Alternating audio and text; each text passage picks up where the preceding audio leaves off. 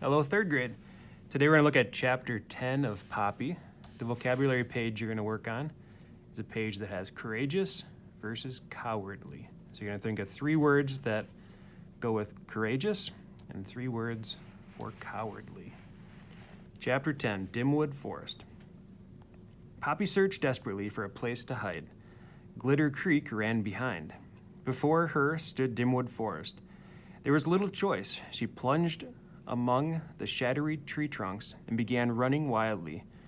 Her only desire to put as much distance between herself and Mr. Ocax's tree as possible. It did not take long before an unexhausted Poppy had to stop. Her sides ached. She was hot and cold all at once. Her heart fell as though it would break out through her ribs. Gasping for breath, she crept beneath a leaf, then peered about to see where she had come. It was as if the sun had been stolen. Only thin ribbons of light seeped down through the green and milky air syrupy with the scent of pine, huckleberry, and juniper. From the rolling emerald-carpeted earth, fingers of lacy fern curled up, above which the massive fir and pine trees stood, pillar-like to support an invisible sky. Hovering over everything was a silence as deep as the trees were tall. Poppy gazed at it in awe. There's Poppy right there. She was not sure what she thought of Dimwood Forest, what it would be like. She knew only that she'd never imagined it so vast, so dense, so dark. The sight made her feel immensely isolated and small. Feeling small made her a part of all she saw. Being part of it made her feel immense. It was so terribly confusing. The silence was broken by the sound of sharp tapping. Poppy ducked, but nothing happened. From another direction came a yelp, a screech. Poppy shivered. Closer still was the smothered scurry and something slithery and unseen. A tree groaned, a branch snapped. There was a passing scamper of little feet. Poppy's heart raced just as fast. She could only have guessed what animal were making those sounds. Automatically, she thought of porcupines, recalling vividly the frightening picture of her father had shown the family. Had not Mr. Ocax given a special warning about a particular bloodthirsty porcupine he'd seen recently in the forest? He had. Poppy grew even more tense.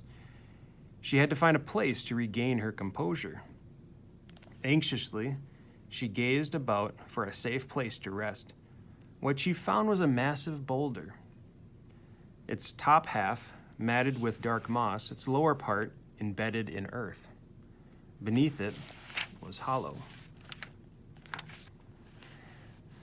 Poppy bounced over to the rock. Close up, the hollow proved to be more like a cave, utterly dark at the deep end.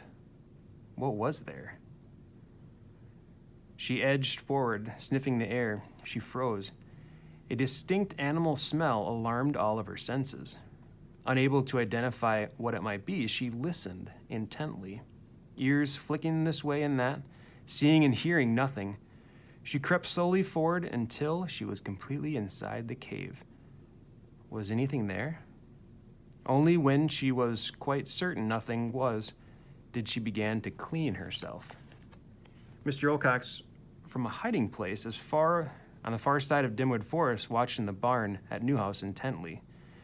His nervous talons clenched and unclenched the branches upon which he was perched. At first, he tried to deny the fear he felt inside him, but it was growing too fast. It could not be denied that he, Ocax, the great horned owl, should feel fear made him livid. It was for others to be fearful, not him. It's unfair, he hissed. Unnatural. Suddenly hearing his own outburst, he looked about in alarm, anxious that some other creature might see and hear him. No matter what, his fearfulness must never be known. He spread his wings and glided silently away from Newhouse. In a temper, he recalled the mouse he had seen in Glitter Creek, perhaps the body he had been tossed up on the bank. He was upset enough to eat anything, even if it was already dead. When he reached the creek, he began to fly upstream, moving low over the water. Poppy paused in her fur, cleaning now, and again to gaze out at the forest. It should not have been called Dimwood, she told herself, but Darkwood. She kept asking herself how she had ever thought should find her way through such a fearsome place. The likelihood of her survival was growing slimmer moment by moment, and though at the moment she felt relatively safe, she worried that she had not gotten far enough away from Mr. Ocax's watching tree. But which way should she go? She had no idea where she was. She was lost and she knew it.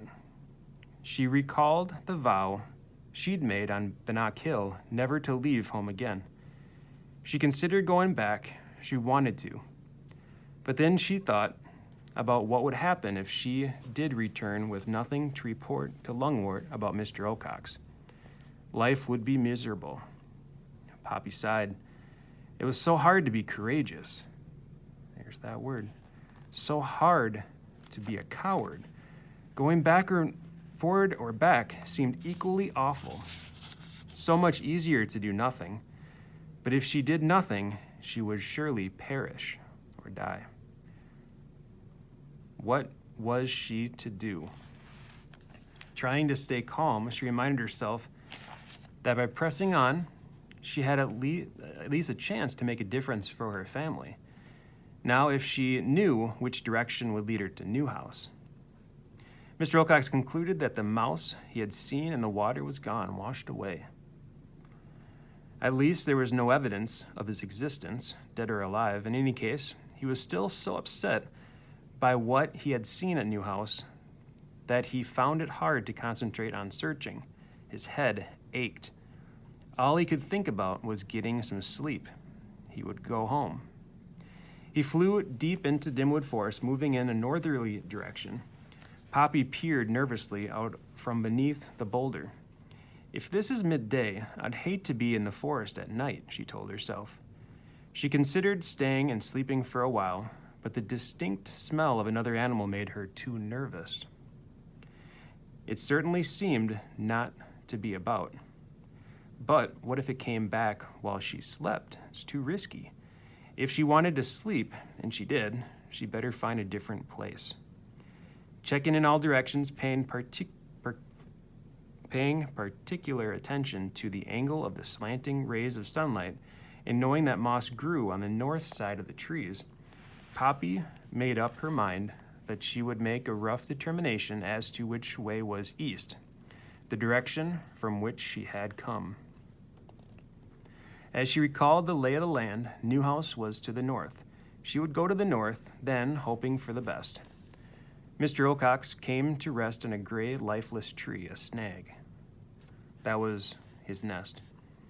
With its top broken off, the snag rose twice as high as the blackberry bush from the ground. A high hole served as an entrance to its hollowness. For a while, the owl sat at the edge of the nest and stared moodily before him, thinking about what he had seen at Newhouse. Just to think about it made him tense. He felt he was in grave danger. The question was, what kind of danger? Was he about to lose his food? Would he have to fight? If he did, he knew he might be defeated. If he was defeated, would he have to move to another territory? Was there anything he could do about the situation? It was also painful. Frightful, the owl scanned his neighborhood, paying special attention to a very large hollow log on the ground not far from his snag. Its ancient, thick bark was rust-colored and encrusted with a yellow fungus that looked like stubby angel wings. A clutch of pale mushrooms grew from the rotting soil around it. Just the thought of a creature who had recently come to live in the log made Mr. Ocax angry. It was as if the whole world was ganging up on him. Too tired to think about that now, Mr. Ocax dropped down into his nest, feeling safe there. He did not take long to fall into a restless sleep. Poppy made her way northward, through the forest in short runs. She could only hope she'd chosen the right direction. Sometimes she paused to eat, but she felt too insecure to stop for long. Her toes ached with tension. An hour later, Poppy stopped to nibble on some pine seeds. As she ate, she noticed a huge log partly embedded into the earth. Covered with yellow fungus, it seemed very old, and it appeared to be hollow. Poppy considered it. If the log was unoccupied, it might be a perfect place for her to rest with safely.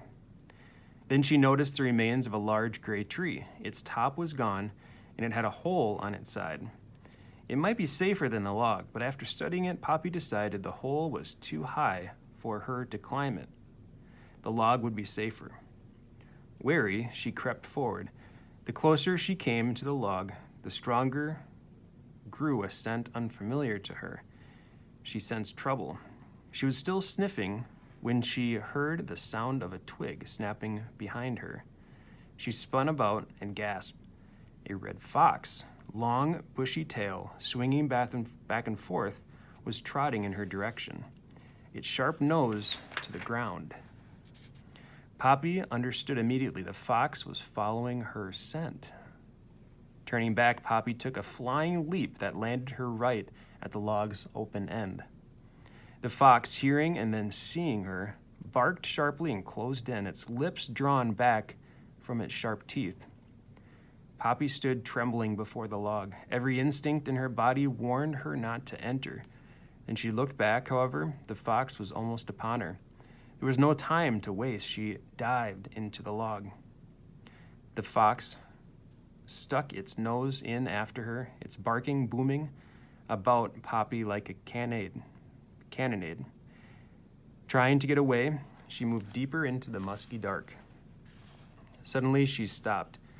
At the far end of the log, she heard the distinct sound of heavy breathing.